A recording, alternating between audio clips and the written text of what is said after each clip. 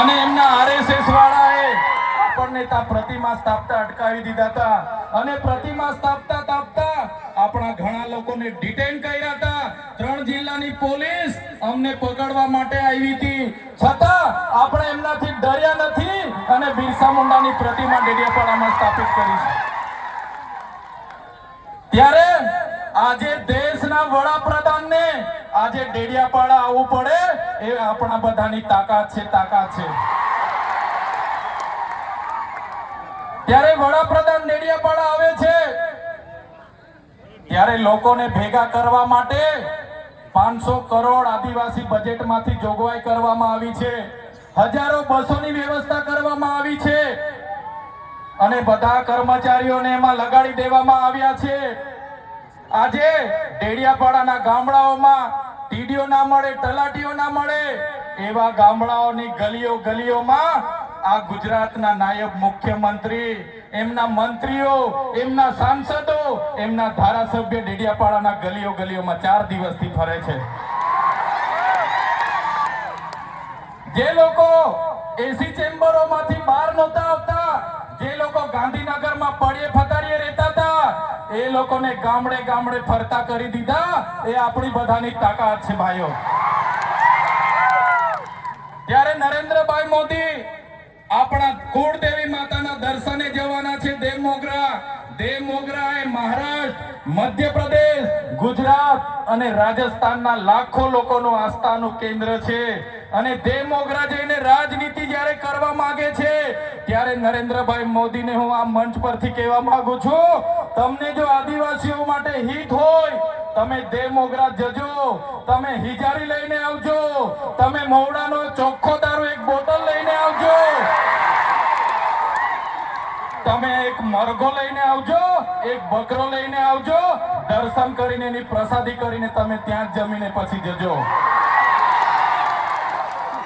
ત્યારે અમે માનીશું કે તમે આદિવાસીઓના હિતેચ્છુ છો. તમે આદિવાસીઓ માટે આજ દિવસ સુધી તમે 24 વર્ષથી રાજનીતિમાં છો. આગળ મુખ્યમંત્રી હતા, હમણાં વડાપ્રધાન છો.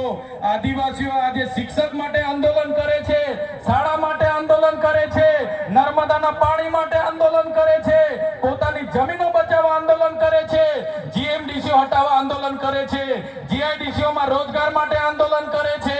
ત્યારે નરેન્દ્રભાઈ મોદીજીને કહેવા માંગુ છું, હવે અમે લડેંગે, જીતેંગે, જિંદાબાદ, મુર્દાબાદ આવેદન નિવેદન કરવા માંગતા નથી. હવે અમે લડવા માંગતા નથી.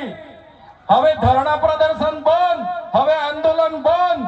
જો અમારી 5મી અનુસૂચિ, જો અમારા પૈસા, જો અમારી અનામત, જો અમારી 73 એની જમીનોને આવનાર દિવસોમાં જીએમડીસી ના નામે માગશો, માલસામોટ પ્રોજેક્ટના નામે માગશો, હાઇડ્રો પ્રોજેક્ટના નામે માગશો, અણુ મથકના નામે માગશો, તો અમે આંદોલન નથી કરવાના. અમે નેપાળવાડી કરવા માટે ગાંધીનગર આવવાના છે. અમે નેપાળવાડી કરવા માટે ગાંધીનગર આવીશું. તે દિવસે તમારો ને અમારો સામનો થશે. તે દિવસે ખબર પડશે ઓરિજિનલ આદિવાસીઓ કોણ છે તે. ત્યારે કેટલાક મીડિયાવાળા મિત્રોએ મને પૂછ્યું, તમારા ડેડિયાપાડામાં નરેન્દ્રભાઈ મોદી આવે છે, તમારું બધું પૂરું થઈ જાય. ત્યારે મેં મીડિયાવાળાને મિત્રોને કીધું, નરેન્દ્રભાઈ મોદી આવીને જાય પછી એમના મિત્ર ડોનાલ્ડ ટ્રમ્પને પણ લઈ આવજો. અમારા લોકોને ક્યાંય ફેર પડવાનો નથી. હવે અમારા લોકો જાગી ગયા છે, અધિકારોની વાત કરીએ છે.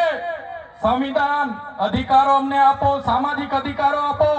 અમને જે મળેલી અમારા અધિકારોની વાત અમે કરીએ છીએ ત્યારે અમને ખબર પડી ગઈ કે આદિવાસી સમાજ હવે જાગૃત થયો છે. ત્યારે બિરસા મુંડાના રથ જ્યારે લઈને ફર્યા, એમના મંત્રી તંત્રી મારું નામ લઈને મને ગાળ બોલે કે પેલો ચૈતર વસાવો અહીંયા આવે છે, આમ કરે છે, તેમ કરે છે, ફલાણું કરે છે, ઢીકણું કરે છે.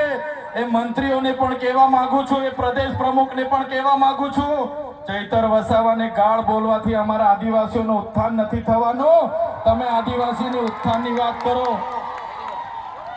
મને ગાળ બોલવાથી અમારા લોકોનો જો વિકાસ થઈ જવાનો હોય તો હું દરરોજ તમારી ઓફિસે તમારી ગાળ ખાવા માટે પણ તૈયાર છું. સાથીઓ, અમે આનંદભાઈ સાથે વિધાનસભામાં લડીએ, રોડ પર લડીએ, સદન પર લડીએ અને આદિવાસીઓની ન્યાયની વાત કરીએ, અધિકારની વાત કરીએ. આ લોકોને ગમતું નથી. અનંતભાઈ પર અનેક કેસ થાય, મારા પર અનેક કેસ થાય, અમને જેલોમાં નાખવામાં આવે, પણ અમે આ સરકારની જેલોથી અમે ડરવાવાળા લોકો નથી, અમે લડવાવાળા લોકો છે. સાથીઓ, આ મંચ પરથી કહેવા માંગીએ છીએ, આ ચૈતર વસાવાના, અનંત વસાવાને જ્યારે સમાજની જરૂર પડશે, અમે આ ધડ ધરવા માટે પણ તમારી સાથે તૈયાર છે.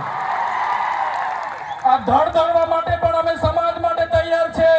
એક ગુજરાતના મુખ્યમંત્રી ભૂપેન્દ્રભાઈ પટેલ, એક ગુજરાતના ઉપમુખ્યમંત્રી હર્ષભાઈ સંઘવીની પોલીસમાં પાણી નથી કે આ ચૈતર વસાવાના આનંદ પટેલને એરેસ્ટ કરી શકે. ત્યારે સાથીઓ, જાગવાની જરૂર છે. આગળ ડોક્ટર સાહેબે કીધું, આપણી જે મૂળ સંસ્કૃતિ છે આપણે ભૂલી જાયેલા.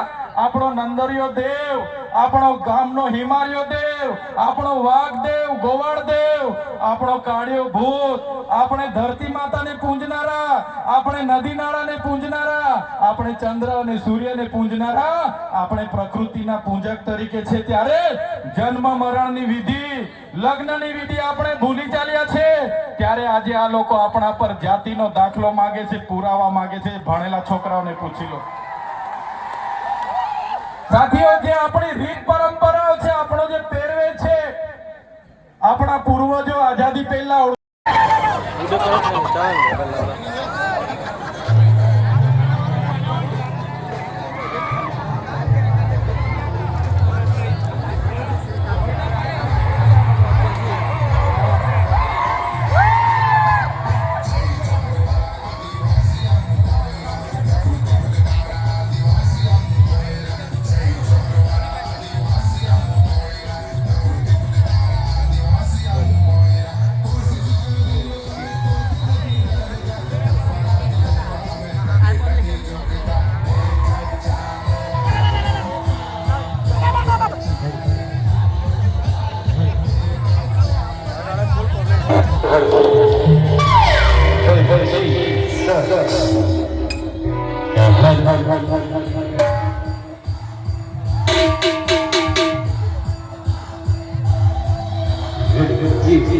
Sir.